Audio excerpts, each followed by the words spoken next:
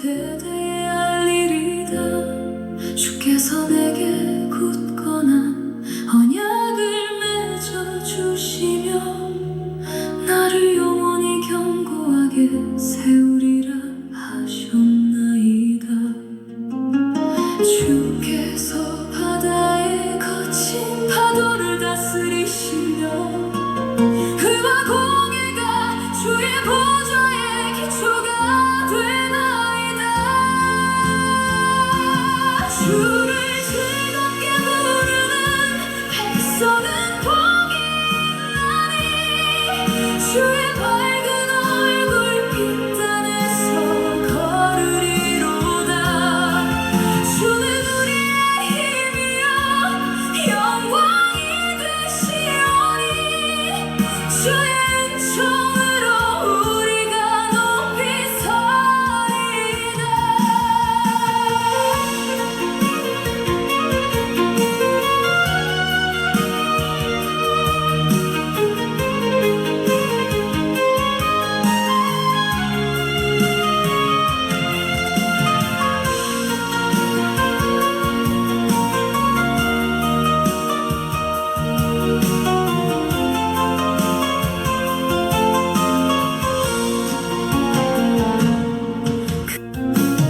주께서 바다의 거친 파도를 다스리시며 그와 공해가 주의 보좌의 기초가 되나이다.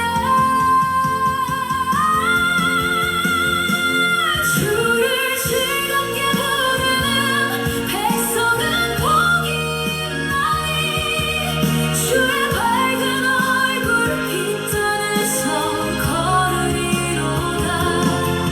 주는 우리의 힘이요 영광이 되시오니 주의 은총으로 우리가 높이 서리이다. 주의 성실하심으로 맹세하신 그 크신 인자하심을 기억하소서. 세상의 깊은 고난과 비방 속에서도 내가 여호와를 영원히 찬송하리이다. 주를 즐겁게 부르는 백성은 복이 있나니 주의 밝은 얼굴 빛단에서 걸으리로다. 주는 우리의 힘이요 영광이 되시오니 주의 은총으로 우리가 높이 서리이다.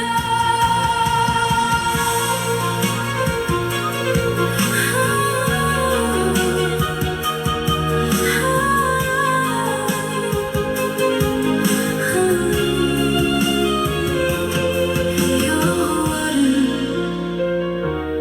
영원히 찬송할지어다. 아멘, 아멘. 요한복음 21장입니다. 사실 21장은 어떻게 보면은 부록으로서 요한이 추가로 첨언해서 넣은 그런 장이라고 했습니다. 특히 21장에는 큰 세 가지 사건이 있습니다. 그 사건을 중심으로 풀어주었는데 그 첫 번째 사건은 바닷가에서 고기를 잡는데 하나도 안 잡히다가 나중에는 예수님의 말씀에 따라서 오른편에 던지자 그 잡혔는데 그 잡히는 것이 가득히 찬 큰 물고기였다. 그것이 153마리였다는 것이죠. 그 다음에 두 번째는 이제 준비하시는 식사를 하시면서 베드로에게 질문을 하십니다. 그러면서 너나 사랑하느냐? 한번 세 번 질문을 하는 거거든요. 그러면서 베드로를 회복시켜 주시고 주님께서 사랑하시는 그 양을 맡기면서 그러면서 베드로의 새로운 그 목양 사업이 시작되는 그런 사건이었고, 그리고 또 마지막에는 베드로의 그 최후에 대해서 예언을 하셨습니다. 너가 마지막에 이러이러한 일을 할 것이다 하는 걸 이야기하시면서 그리고 그 사건에 대해서 또 풀어주는 이 세 가지 큰 사건이었습니다. 자, 지난주에는 첫 번째 사건이었던 그 백신 3마리를 잡았다고 했어요. 그렇죠? 백신 3마리가 바로 트리플 큐브 넘버라고 했어요. 그죠? 그 백신 3마리, 153이라는 숫자가 트리플 큐브 넘버인데 이 트리플 큐브 넘버가 이 세상에 몇 개가 있다고 그랬어요? 4개가 있다고 그랬어요. 그죠? 그 첫 번째가 153이고 그 나머지 세 자리는 바로 제가 칠판에 써놨습니다. 그래서 빨간 숫자로 보시면 370번하고 371번, 407번 이게 세 개가 전 세계에서 트리플 넘버 수가 저 4개라는 거예요. 근데 저것이 도대체 무슨 의미일까? 그리고 저 숫자가 의미하는 게 뭘까? 막 그들이 연구를 하는 거예요. 연구를 거듭 해가지고 그 나온 이야기가 한번 들어보세요. 뭐라고 설명이 되어 있냐면 370이라는 저 숫자는 여러분들 아시다시피 37개가 다윗별을 상징하거든요.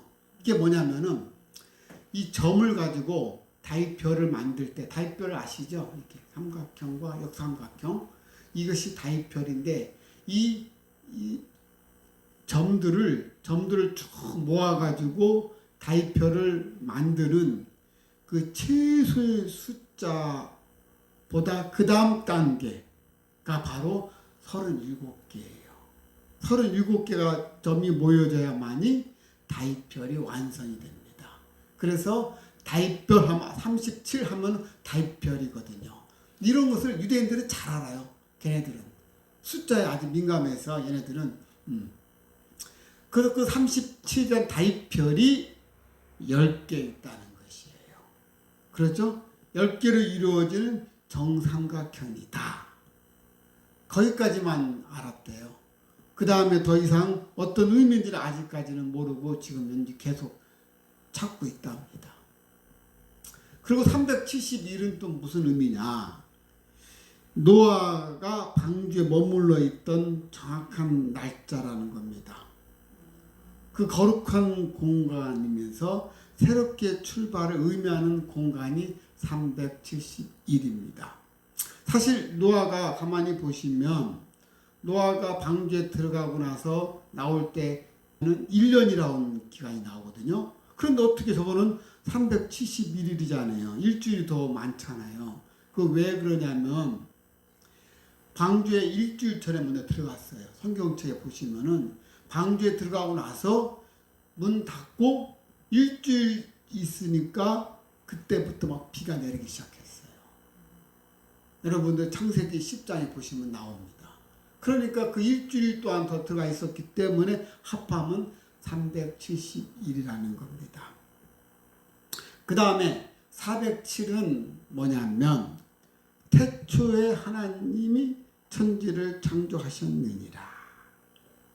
베레시트 바라 엘로힘 엣 하샤마인 벳 할레츠.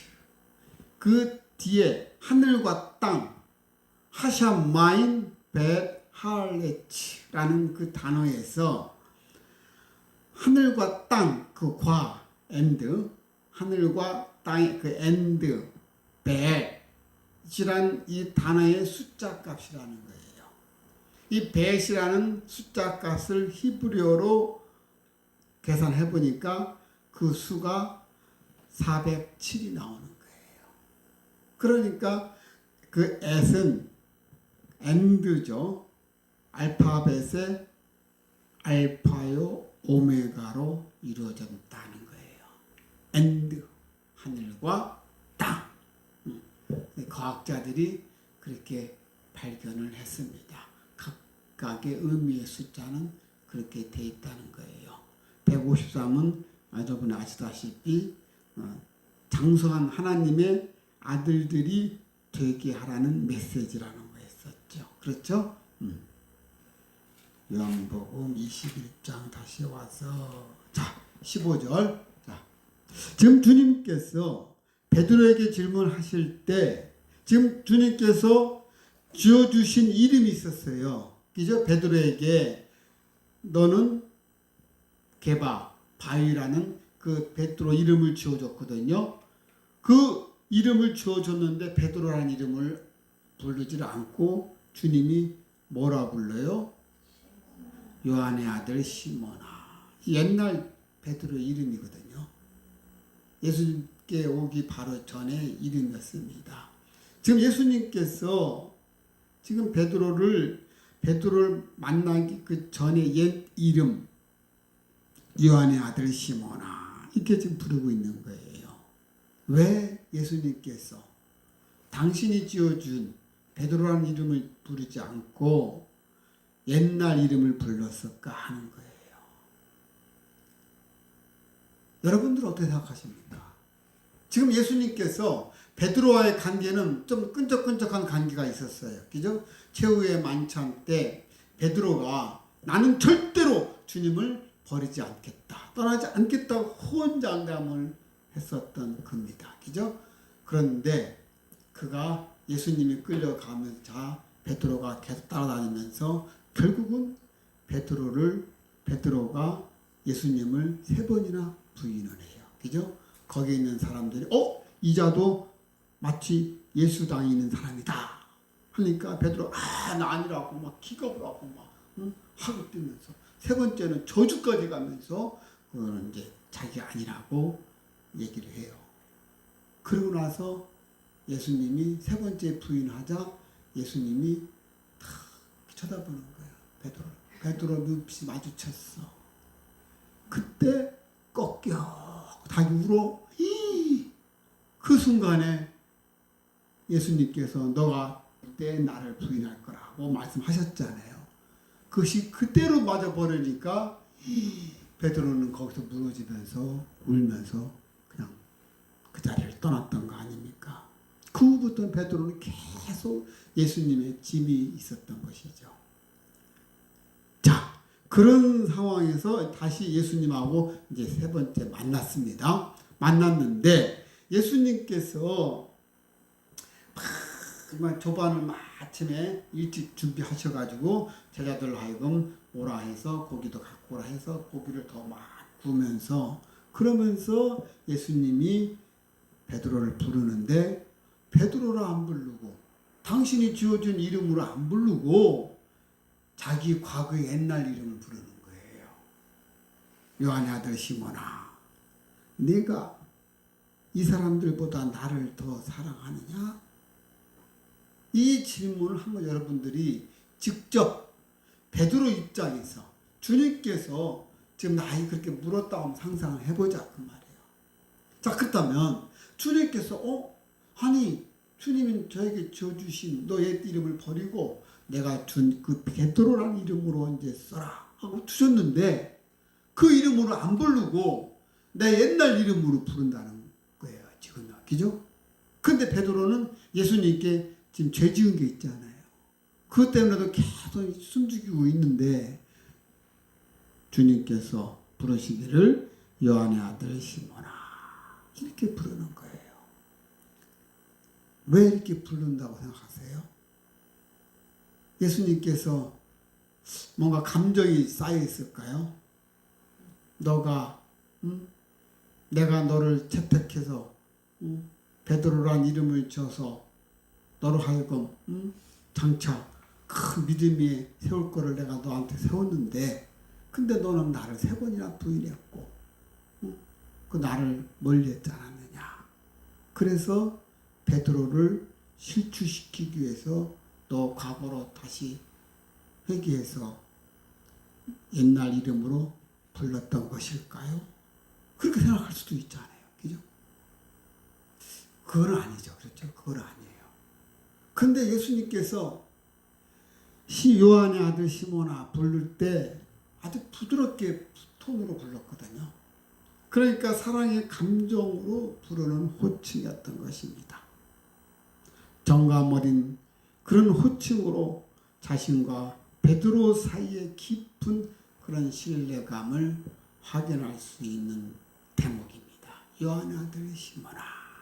이 말 속에, 그렇죠? 그렇습니다. 처음 사도로 부름받았을 때의 그 추억, 다시 말해서 그때의 감격과 그리고 자신에게 주어진 사도로서의 사명을 생각나게 합니다. 그리고 베드로 입장에서는 자신이 반석과 같은 그 믿음에 미치지 못했다는 그 연약함을 다시 한번 돌아보게 했을 것입니다. 그래서 옛 이름으로 호칭한 것은 베드로의 그 사도직을 박탈한 것이 아니고 소명의식을 새롭게 고취시켜서 목양사업을 부여하는 데 있는 것이었습니다.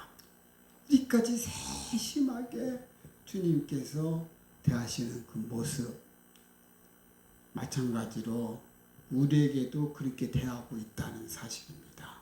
우리가 그런 샘세하시고 자상하신 우리 주님을 우리가 발견하지 못해서 우리가 그걸 감사를 못한 것이지, 지금 이 장면 하나만 보아도 예수님께서 베드로에게 요한의 아들 시몬아 이렇게 자상하게 부르는 것이 우리에게도 동일하게 마찬가지로 그렇게 우리를 부르면서 다가오고 계시다는 것입니다. 그렇습니다. 그러면서 주님께서 베드로에게 질문하시기를 요한의 아들 시몬아 내가 이 사람들보다 나를 더 사랑하느냐 이렇게 질문합니다. 그러자 베드로가 뭐라고 하는지 주님 그러하나이다. 내가 주님을 사랑하는 줄 주님께서 아시나이다. 이렇게 말을 합니다. 그러자 주님께서 뭐라 합니까? 그러면 내 양을 먹이라. 이렇게 말씀하십니다. 그래서 이제 베드로도 열심히 막 반찬을 먹고 있는데 또 갑자기 주님이 또 물어보십니다. 요한의 아들 시몬아, 내가 이 사람들보다 나를 더 사랑하느냐? 똑같은 질문을 또 하시는 거예요. 그러니까 베드로가 주님 그러하나이다. 주님이 제가 주님을 사랑하신 줄 아시지 않습니까? 제가 주님을 사랑합니다. 똑같은 대답을 또 합니다. 그러자 주님께서 그럼 내 양을 치라. 그런데 다시 또 세 번째 또 질문하십니다. 17절 보시면 세 번째 이르시되 요한의 아들 시몬아 내가 나를 사랑하느냐 하시니 주께서 세 번째 내가 나를 사랑하느냐 하심으로 베드로가 근심하여 이르되 베드로가 근심합니다. 지금 똑같은 질문을 세 번 하십니다. 베드로가 이제 근심하는 거예요. 이거 뭐지? 내가 그 대답을 했는데 근데 하는 주님께 또 반문하시네. 근심하여 이르되 주님 모든 것을 아시오매 내가 주님을 사랑하는 줄을 주님께서 아시나이다. 주님 아시지 않습니까? 제가 주님을 사랑하는 줄 주님 아시지 않습니까? 그러자 예수께서 이르시되 내 양을 먹이라. 그렇습니다. 지금 주님께서 베드로하고 이 세 번의 대화를 통해서 주님께서 말씀하시기를 너는 내 양을 먹이라, 치라, 먹이라. 보스케 포이마이네 보스케 이렇게 말씀을 하십니다. 자, 그런데 이 대화 속에서 우리는 우리의 한글 번역되어 있는 성경 구절을 봤을 때는 그 의미를 정확히 캐치를 못해요. 원어를 봐야지 우리가 그렇구나 하고 쉽게 알 수가 있는 대목입니다. 자, 원어를 보게 되면 예수님께서 베드로에게 요한의 아들 시몬아 내가 이 사람들보다 나를 더 사랑하느냐? 사랑하느냐? Love me. Do you truly love me more than this? 너가 나를 진실로 사랑하느냐 이 부분 할 때 아가페스라는 단어를 썼어요. 아가페스메. 자, 여러분 우리를 한글말로 사랑한다 하면 사랑한다 하나밖에 없어요. 그렇죠? 그런데 유대 쪽에는 사랑한다는 이 말에는 4개의 단어가 있다고 그랬어요. 그렇죠? 그 첫 번째가 아가페 사랑입니다. 신과 인간 사이의 사랑을 아가페라고 해요. 아가페 사랑, 신이 우리에게 주는 무한한 사랑을 아가페 사랑입니다. 또 두 번째 사랑은 뭡니까? 남녀 간의 사랑을 뭐라고 그래요? 에로스라 하잖아요. 그죠? 남녀 간의 사랑을 에로스라고 해요. 그리고 부모와 자식 간의 사랑, 군자, 하나님 임금과 이 신하와의 사랑, 스토케라고 해요. 그리고 또 친구들과의 사랑, 그게 바로 필레오라고 해요. 그런데 예수님께서 베드로에게 너 나 사랑하느냐 할 때 Do you truly love me? 너 진실로 나를 사랑하느냐 할 때 그때 아가페라는 단어를 쓴 거예요. 아가페스메. 너 정말로 아가페 사랑을 나한테 할 수 있어? 하고 묻는 거예요 지금. 근데 베드로가 가만 보니까 나는 인간인데 나는 그런 사랑 할 수가 없는데. 그러니까 베드로가 대답하기를 예, 저는 주님을 사랑하는데 아가페스메가 아니라 뭐라 하냐면 필레오세라고 해요. 예, 저는 필레오, 친구 간의 사랑을 제가 합니다. 이렇게 얘기를 하는 거예요. 그러자 한참 있다가 주님께서 다시 또 묻습니다. 아가페스메? 그러자 베드로는 플레이스메, 나는 친구처럼 사랑합니다. 또 그래요. 그러니까 세 번째는 주님께서 뭐라 하느냐. 그래, 너가 정말로 그렇다면 세 번째 가서는 신적 사랑인 아가페스가 아니라 인간적인 사랑을 의미하는 플레이스로 단어를 바꿔서 물어보는 거예요. 그렇습니다. 예수님께서 첫 번째, 두 번째는 고차원적인 사랑은 아가페로 물었을 때 베드로는 고차원적인 사랑이 아닌 낮은 차원의 사랑인 필레오로 대답할 수 있었습니다. 근데 세 번째 예수께서 내가 인간적으로라도 나를 사랑하느냐라는 의미에서 필레오라고 질문을 물어본 거예요. 그러자 베드로는 자기 과거가 생각이 나잖아요. 그죠? 그러니까 자기 과거 행적 때문에 근심에 쌓이는 것이 바로 그 부분입니다. 그렇구나. 나는 지금 예수님께서 말씀하신 스승과 제자 사이, 아니 친구들 사이에 그런 인간적인 그런 의리조차도 나는 지키지를 못했구나.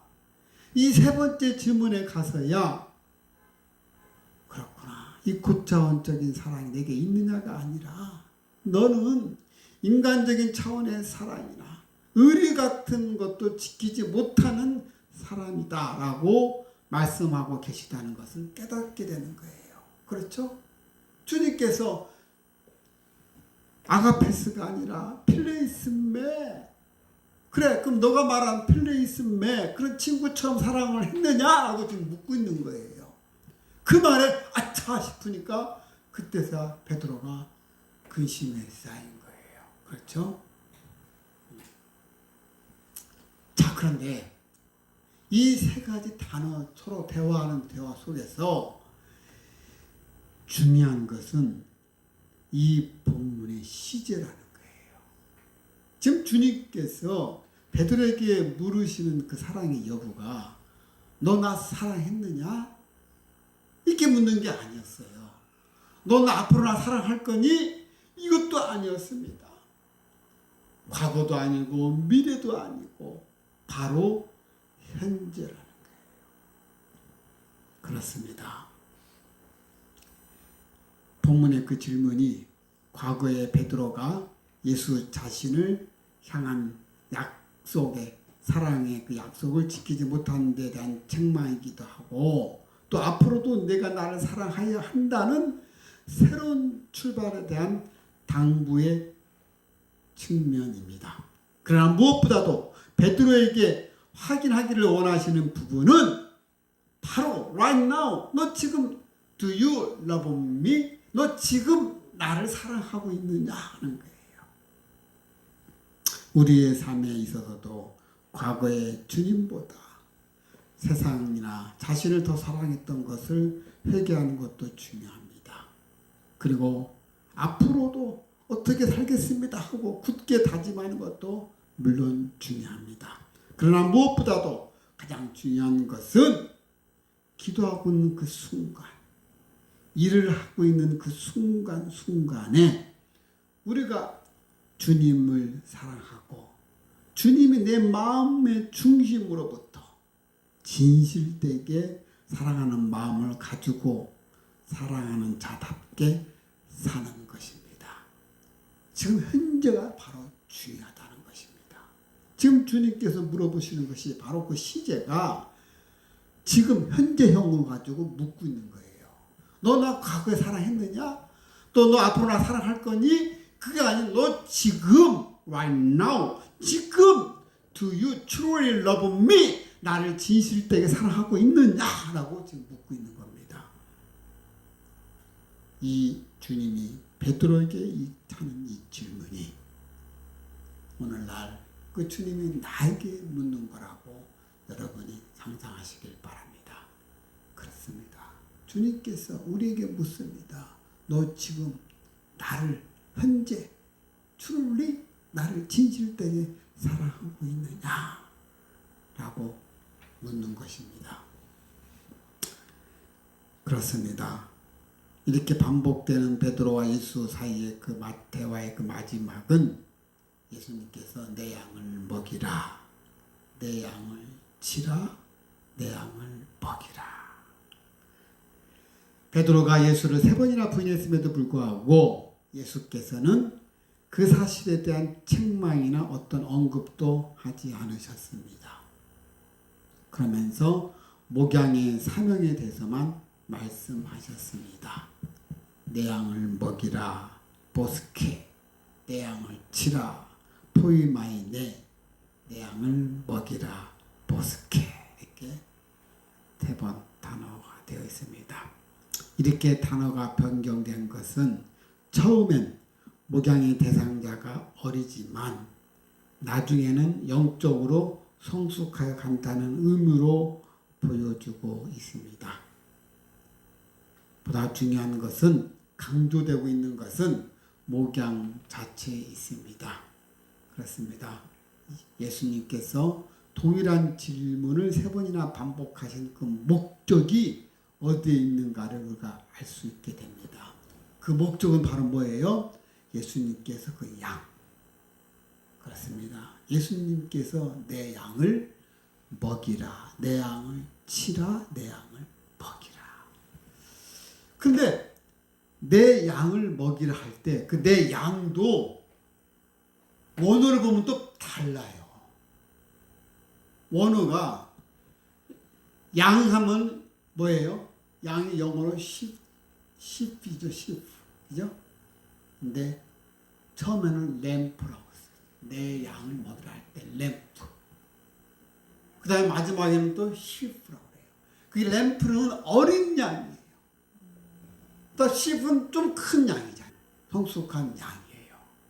그러니까 처음에는 내 양, 믿음이 연약한 어린 양이지만 나중에는 성장해서 그 성숙한 양이 될 때까지 가르치라는 거예요. 내 양을 먹이라, 양육하라. 치라는 것은 가르치는 거예요. 잘못된 거를 지적해가면서 가르치는 겁니다. 주님께서 내 양을 먹이라, 내 양을 치라, 내 양을 먹이라. 보스케 포이마이네 보스케. 그렇습니다. 주님께서 저에게 말씀하시는 거예요. 세야, 내가 너에게 말하노니 내 양을 먹이라. 내 양인 채미정을 먹이라. 그리고 내 양인 채미정을 치라. 내 양을 재미정인 보스케 하라. 주님께서 저에게 말씀하십니다. 그렇습니다. 여러분은 제 양이 아니에요. 주님의 양입니다. 주님이 그렇게 말씀하신 거예요. 여기 있는 여러분들 전부 다가 주님의 양입니다. 그 양을 저한테 맡긴 거예요. 저한테 하시는 말씀이 세희야, 내 양을 너한테 맡기니 너는 내 양을 먹이고 치고 성숙할 때까지 먹여라. 그 말씀을 하신 것입니다. 베드로에게 그 말씀을 하시면서 너는 목양 사업을 구체적으로 이렇게 해라 하는 것을 가르친 것입니다. 오늘날 우리 목회자에게 주시는 메시지인 것입니다. 그렇습니다. 주님께서 그렇게 말씀하시고 나서 18절에 뭐라고 하시는지, 자, 우리 권사님 한번 읽어보세요. 내가 진실로 진실로 내게 이르노니 내가 젊어서는 스스로 띠띠고 원하는 곳으로 다녔거니와 늙어서는 내 팔을 벌리리니 남이 내게 띠띠오고 원하지 아니한 곳으로 데려가리라. 자, 이번에는 두 번째 사건입니다. 두 번째 사건은 뭐냐면 지금 주님께서 베드로의 최후에 대한 부분을 지금 예고하신 것입니다. 마지막에 그 모습을 예고하시는데, 여러분들이 요한복음서를 볼 때 내가 진실로 진실로 내게 이르노니 이런 단어가 나옵니다. 이런 그 관용적인 표현이 나올 때에는 아멘 아멘 레고 소이라는 뜻인데, 이것이 뭐냐면 확실히. 그러니까 아멘 아멘이라는 용어로 반복되어 있는 이 표현이 요한복음서에서는 25번이나 사용이 됩니다. 그러니까 내가 진실로 내게 이르노니 할 때는 이제 그 다음에 하신 말씀, 그 말씀에 대해서 확고하게 먼저 알려주는 거예요. 자신이 증거할 그 내용의 그 중요성과 그 진실성을 강조하기 위해서 먼저 앞에 내가 진실로 너에게 말하노니 하면서 그 다음 나온 단어는 쉽게 말해서 예언인 거예요. 확실하게 이루어진다는 것입니다. 그런 본론의 내용에 앞서서 먼저 표현했던 그런 간역적인 표현입니다. 그렇습니다. 이 표현은 주님께서 어떤 증거의 진실성 또는 선포의 신적 권위를 나타냈을 때에 사용하는 것입니다.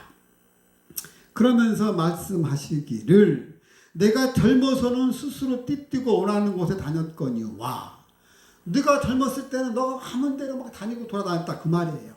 그런데 늙어서는 내 팔을 벌리리니 네 남이 내게 띠띠우고 원하지 아니한 곳으로 데려가리라. 늙어서는 내 팔을 벌린다고 그래요. 내 팔을 벌리니. 우리 한글 개역 성경에서 보면 한 팔을 든다는 것인지 두 팔을 든다는 것인지를 알 수가 없어요. 그렇죠? 내 팔을 벌리리니 한 것만 나와 있으니까.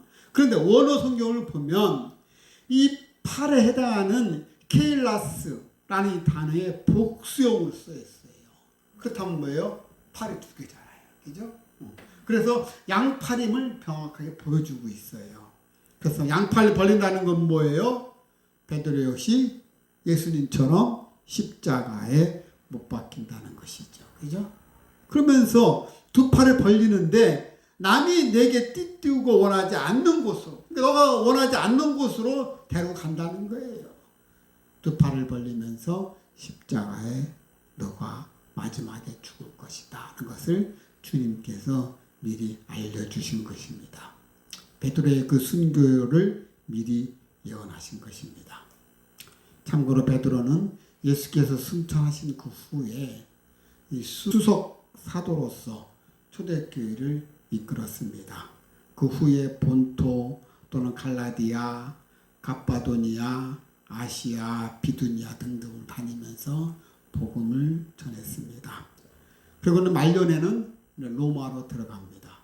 베드로도 마찬가지로 사도 바울도 그랬던 것처럼 베드로도 로마에 들어갑니다. 들어가면서 이제 복음을 전하는데 AD 64년경 그때 네로 황제가 취위했는데 네로 황제가 박해가 엄청 심했을 때 그때 이 바티칸 그 언덕에서 베드로는 십자가에 자신의 요청에 의해서 베드로가 나는 바로 세우지 말고 거꾸로 해달라고 요청을 해요. 바로 쓸 수가 난 예수님과 같은 동행할 수가 없다. 나는 거꾸로 매달아 달라. 자신의 요청에 의해서 바티칸 언덕에서 십자가를 거꾸로 매달아서 그렇게 순교를 당했다고 합니다. 자, 이런 참고로 카톨릭에서는 이 베드로를 초대 교황으로 그 카톨릭을 하지만 사실은 베드로는 교황하지를 않았었어요.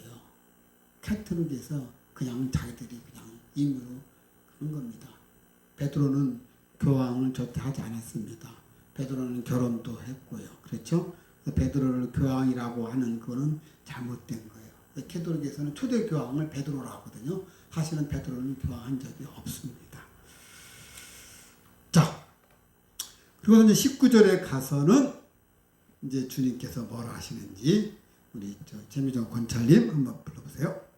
이 말씀을 하심은 베드로가 어떠한 증거로 하나님께 영광을 돌릴 것을 가르치심이니라. 이 말씀을 하시고 베드로에게 이르시되 나를 따르라 하시니. 그래요. 그러니까 이제 주님께서 베드로가 너와 최후에는 이렇게 될 거다. 너의 마지막 그 순교의 장면을 이미 예고를 하셔요. 그죠? 그러고 나서는 그 다음에 베드로를 향해서 자 나를 따르라 하고 이렇게 말씀을 하십니다. 자 그런데 그 다음에 20절에 보니까 베드로가 돌이켜 예수께서 사랑하시는 그 제자가 따르는 것을 보니 주님께서 이제 나를 따르하니까 아 그래 야 순교의 자리로 이제 가는구나 가는데 보니까 주님이 사랑하시는 제자 그 제자가 누구예요? 그는 만찬석에서 예수의 품에 의지하여 최후의 만찬에 보면 예수님 품에 이렇게 기대는 사람이 있었죠. 최후의 만찬의 그림에 보면 예수님 한가운데 머리를 딱 기대는 여자가 있었어요. 그죠? 근데 그 여자 같아요. 여자가 아니에요. 그 바로 요한이에요. 요한이 굉장히 어린 어리거든요. 제일 어리는데 그 요한이요. 그 요한도 같이 따르는 거예요. 그 장면을 보고 요한도 같이 따르니까 그러니까 주님께 묻는 거예요. 자 그렇습니다. 뭐라고 묻는지 21절 우리 권찰 한번 읽어보세요. 이에 베드로가 그를 보고 예수께 여짜오되 주님 이 사람은 어떻게 되겠사옵니까? 그래요. 지금 베드로는 그래 나는 이제 그 순교의 그런 사명을 갖고 그렇고 나가는 거예요. 주님이 날 따르라 하니까 예 제가 따르겠습니다 하고 가는데 요한도 막 따라가니까 그러니까 예수님께 물어보는 거예요. 아니 주님 왜 이 사람이 어떻게 됩니까? 왜 이 사람이 따라옵니까? 라고 지금 묻고 있는 거예요. 자 그러자 주님께서 뭐라 하시는지 자 우리 권사님 한번 읽어보세요. 22절 예수께서 이르시되 내가 올 때까지 그를 머물게 하고자 할지라도 내게 무슨 상관이냐 너는 나를 따르라 하시더라. 그래요. 그랬더니 주님께서 하시는 말씀이 그래 내가 올 때까지 내가 다시 재림할 때까지 그를 머물게 할지라도 다시 말해서 요한을 죽지 않고 그냥 그대로 둘게 할지라도 그것이 너와 무슨 상관이냐? This is not your business. 너의 일이 아니다 그 말이에요. 너는 나를 따르라. 그렇습니다. 요한이 어떻게 되든 무슨 일을 하든지 베드로가 상관할 바가 아니라는 거예요. 너는 너에게 맡게 된 일에만 충성하면 그만이라는 거예요. 자, 이러한 주님의 답변을 통해서 우리가 다음 같은 사실을 생각해 볼 필요가 있습니다. 뭐냐면 첫째, 우리 모두에게는 하나님께서 맡기신 각자의 분량이 있다는 것입니다.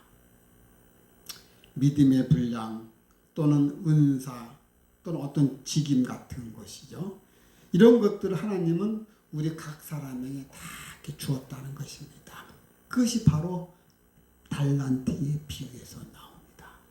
어떤 자는 5달란트, 어떤 자는 4달란트, 어떤 자는 1달란트 이렇게 각각 주어진 것이 바로 각자에게 주어진 직무가 있다는 것입니다. 이것을 받지 않는 사람은 아무도 없습니다. 전부 다 받았다는 거예요. 분량의 차이는 있어도 우리 모두가 이것을 받았다는 것입니다. 각자 여러분 모두가 다 하나님께서 주시는 그 사명을, 미션을 다 받았다는 것입니다. 두 번째는 자기에 맡은 그 분량 밖의 자랑을 일체 금해야 한다는 것입니다. 내가 이렇게 하나님으로부터 많은 걸 받았는데 하면서 자랑해서는 안 된다는 거예요. 그렇습니다. 만약에 보세요. 여러분들 지체 중에 여러분 지체 안에는 각각 역할들이 다 있습니다. 그렇죠? 근데 그 역할에서 예를 들어서 귀가 내가 굉장히 중요한 걸 듣고 있는데 이 듣고 있는 귀가 눈 역할까지 한다 하면은 안 되잖아요. 눈은 눈의 역할이 있고 귀는 귀의 역할이 있고 코는 코의 역할이 있지 않습니까? 각자 맡은 자기 역할대로 충실하면 되는데 그 맡은 바 역할이 다른 역할까지 같이 대신하려 한다면은 그거는 문제가 생기죠. 그렇죠? 그렇습니다. 각 지체들에게는 고유한 역할, 하나님께서 부여하신 책임이 있으므로 성도 각자는 자신의 역할과 책임이 무엇인지를 그걸 파악을 하고 여기에 충실하기만 하면 되는 것입니다. 다른 사람들의 역할과 그 책임에 대해서 관심을 둘 필요가 없다는 것입니다. 그래서 주님께서 너가 상관할 일이 아니다. This is not your business. 너는 너의 일만 해라. 하고 주님이 말씀하신 것입니다. 그렇습니다. 그를 위한 계획은 하나님께서 가지고 계시기 때문에 베드로는 자신에게 주어진 일만 충실하면 될 뿐이지 요한이 어디를 가든 어찌가 되었든 간에 너가 그 상관할 바가 아니라는 것입니다. 그렇기 때문에 여러분도 자신에게 주어진 분량이 무엇이든지 이것에 충실하도록 힘쓰시길 바랍니다. 자신의 분량이 귀하게 여기고 잘 감당하는 사람이 하나님께 칭찬을 받는 것입니다. 그래서 맡은 자에게 구할 것은 오직 충성뿐입니다. 라고 이야기를 하지 않습니까? 그렇습니다. 22절, 23절을 보면은 요한에 관한 베드로의 질문에 대해서 예수께서 대답하신 것과 그 내용을 제자들이 지금 곡해하여서 성도들에게 잘못 전한 사실이 나옵니다. 자, 보세요. 지금 주님께서 베드로에게 그래, 내가 그를 다시 올 때, 재림할 때까지 그를 살려준다 한들, 그를 머물게 한다 한들, 그것이 너하고 무슨 상관이냐? 이렇게 주님께서 베드로를 휴책을 했잖아요. 그죠? 이 말이 다른 옆에 있는 제자들이 그 말을 듣고 주님이 재림하실 때까지 요한이 살게 둔다는 거네. 이렇게 이제 알아둘 수가 있잖아요. 그죠? 요 말 문구대로 한다면 보세요. 베드로가 주님이 베드로에게 너 앞으로 이제 이렇게 돼서 너는 순교당할 것이야. 예, 알았습니다. 너 날 따라. 예, 알았습니다. 하고 딱 이거 쓰는데 요한도 따라오네. 요한은 아주 어리고 주님 왜 얘 따라옵니까? 얘는 이제 아니라는 식으로 이제 반문한 거죠. 그러다 주님께서 그가 따라온다 만들 너가 무슨 상관이냐? 내가 다시 재림할 때까지 그를 내가 이 땅에 머물게 한들 그 너가 무슨 상관이야? 이 말 할 때 다른 제자들이 그 말의 깊은 뜻을 캐치하지 못하고 요한이 오래오래 사네 이렇게 생각할 수가 있잖아요. 그죠? 주님이 말씀하신 내게 무슨 상관이냐라는 이 말뜻의 깊은 뜻은 우리는 알았어요. 그죠? 왜냐하면 하나님께서 각자 모두에게 어떤 미션을 주었어요. 그죠? 다 달라. 분량이 찬이 있을지언정 다 각자 다르기 때문에 여러분들이 맡은 바 사명에 대해만 충실하면 돼. 남의 일거에 대해서 참견할 필요가 없어. 너는 너에게 주어진 사명만 감당하면 돼. 이 주님의 말씀 뜻이 그건데, 그런데 제자들은, 옆에 있는 제자들은 요한이 오래 사네 이렇게 되는 거예요. 이 소문이 쫙 퍼진 거예요. 그래가지고 초대교회 당시 때는 전부 다 곧 예수님이 오시는구나, 곧 예수님이 오셔, 요한이 살 때까지 오셔. 그러니까 그때 어떤 풍경이 일어났느냐, 그때 당시 초대교회는요, 가진 재산 많은 사람들 다 막 재산 막 나눠주고 막 공동으로 쓰고 막 곧 오신다 하니까 그때 풍경이 그랬었어요. 자, 이 부분이 굉장히 중요해요. 이 부분은 이물선, 어떤 주님의 뜻을 제대로 파악하지 못하고 자기 뜻대로 해석하잖아요. 그죠? 성경의 많은 부분들이 그렇게 해석하는 것이 많다는 거예요. 그렇습니다. 여기서 우리가 주목해야 될 것은 바로 그겁니다. 주님의 말씀을 왜 곡해하게 되었는가 하는 것입니다. 자, 자신의 그 임의성을 지금 지적하고 있는 것입니다. 성경 해석의 중요한 점은 바로 이 임의성을 배제해야 되는 것입니다. 주의 말씀의 의미를 자기 생각에 따라서 임의로 해석하는 그 잘못을 범하고 있다는 거예요. 오늘날에도 많은 이들에게 발견되는 현상이 바로 이 부분입니다. 그래서 우리가 주의해야 된다는 것입니다.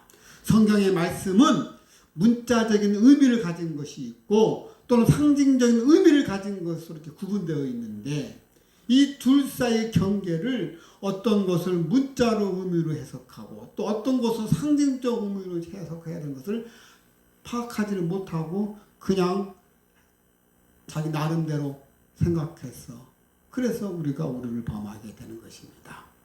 그래서 주님께서 뭐라고 말씀하시는지 한번 찾아보도록 하겠습니다. 자, 이사야서 34장 16절 한번 보도록 하겠습니다. 자, 구약의 1007페이지입니다. 이건 중요한 부분이기 때문에 도대체 주님께서 뭐라고 말씀하셨을까? 같이 보도록 하겠습니다. 구약의 1007페이지. 지금 주님께서 여호와의 책에서, 즉 성경책에서 찾아보라는 거예요. 그 안에는 빠진 것이 하나도 없다는 거예요. 그렇죠? 여호와의 입이 이를 명령하셨고 그의 영이 이것들을 모으셨음이니라. 그렇습니다. 주님께서 성경을 자세히 읽어보라고 말씀하고 계시는 것입니다.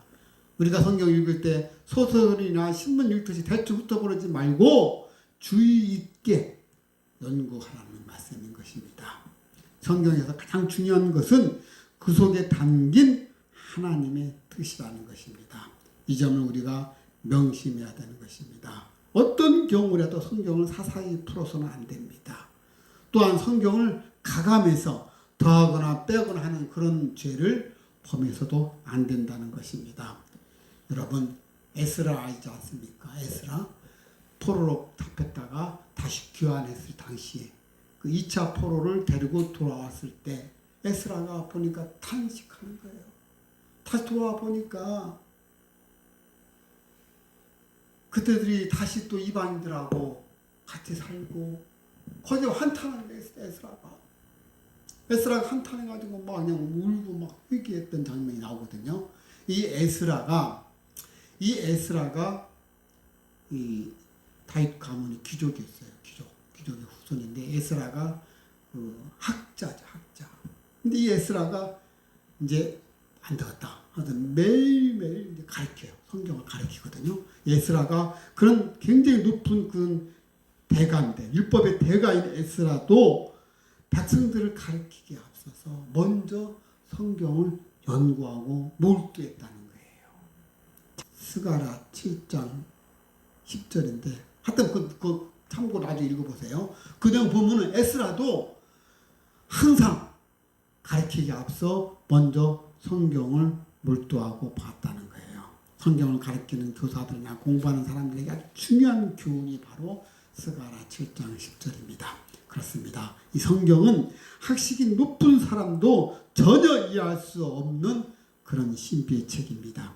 따라서 성도는 성경 말씀을 대할 때 신중하고 겸허한 자세로 대할 뿐만 아니라 진료와 계시의 영이신 그 성령님의 조명하심을 반드시 구해야 된다는 것입니다. 성령님이 나에게 임하셔서 이 성경 말씀의 뜻을 깨닫게 해주신다는 거예요.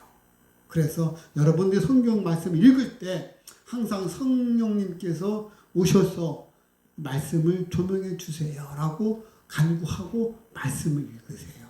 혹시 읽다가 이해가 안 되면 다시 한번 말씀을 깨닫게 해달라고 간구하시고 말씀을 보세요.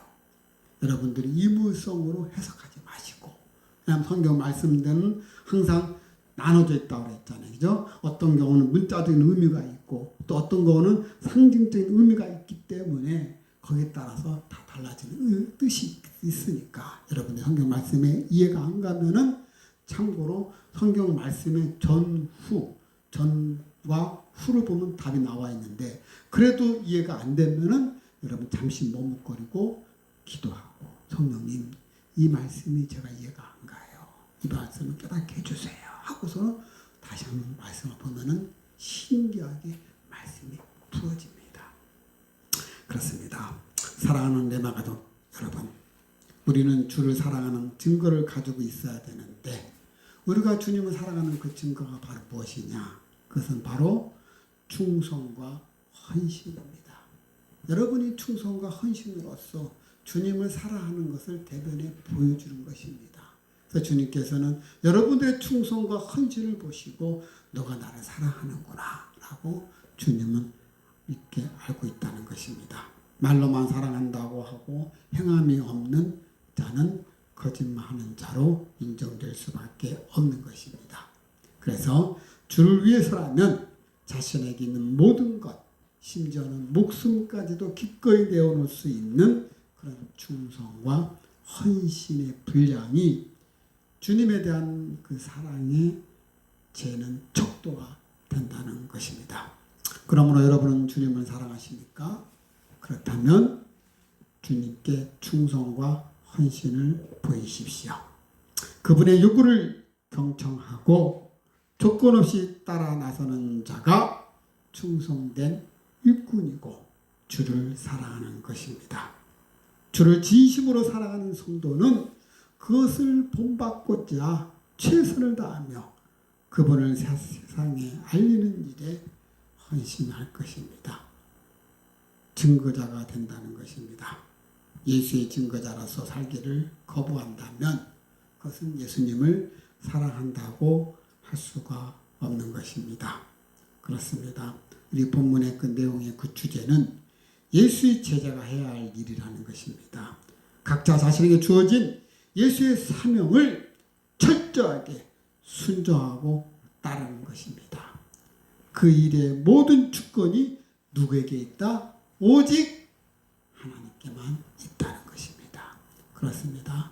하나님께서 여러분에게 주신 그 미션을 보시고 빨리 캐치하시고 그 미션에 따라서 충성과 헌신을 보임으로써 하나님으로부터 큰 은총을 받는 그런 저와 여러분 되시기를 주님의 이름으로 축원합니다.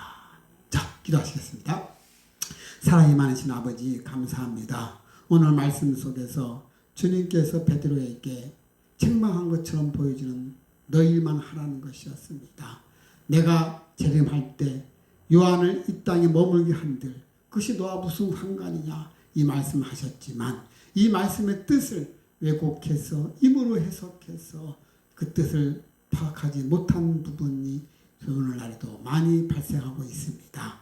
아버지의 뜻을 정확하게 알 수 있는 깨달음을 주시었고 그리고 주님의 뜻에 맞게 그의 충성과 헌신을 보이는 우리의 모습 되게 하여 주시옵소서. 감사하며 사랑이 많으신 예수님의 이름으로 기도하옵나이다. 아멘. 그의 터전이 성산에 있음이요 여호와께 여호와께서 야곱의 모든 것 저보다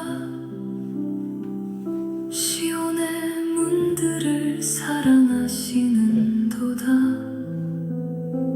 하나님의 성이여 너를 가리켜 영광스럽다 말하는도다. 라합과 바벨론 블레셋과 두로와 구스여 이것도 저것도 거기서 났다 하리로다. 지존자가 친히 시온을 세우시리라. 이 사람 저 사람이 거기서 났다 하리로다. 나의 모든 근원이 내게 있다 하리로다. 내 영혼이 기뻐하며 주를 노래하리라.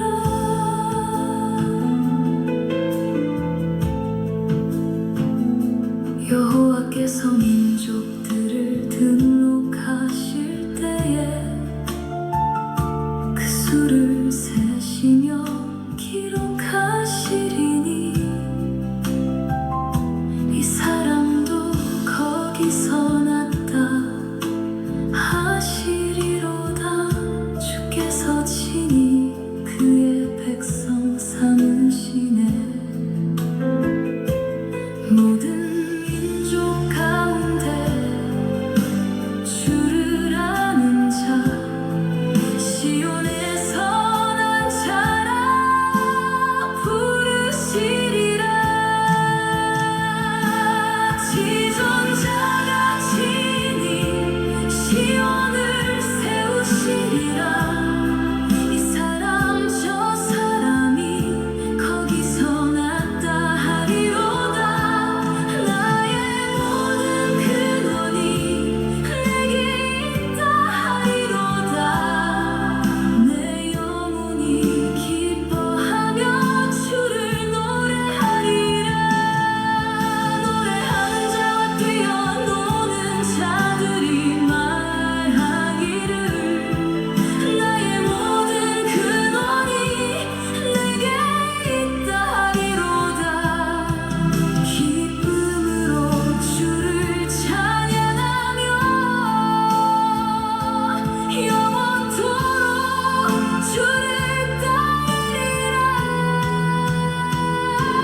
지존자가 친히 시온을 세우시리라. 모든 백성이 그 안에 거하리라. 나의 모든 근원이 주께 있나이다. 내 영혼이 영원히 주를 찬양하리라. 나의 모든 근원이 주께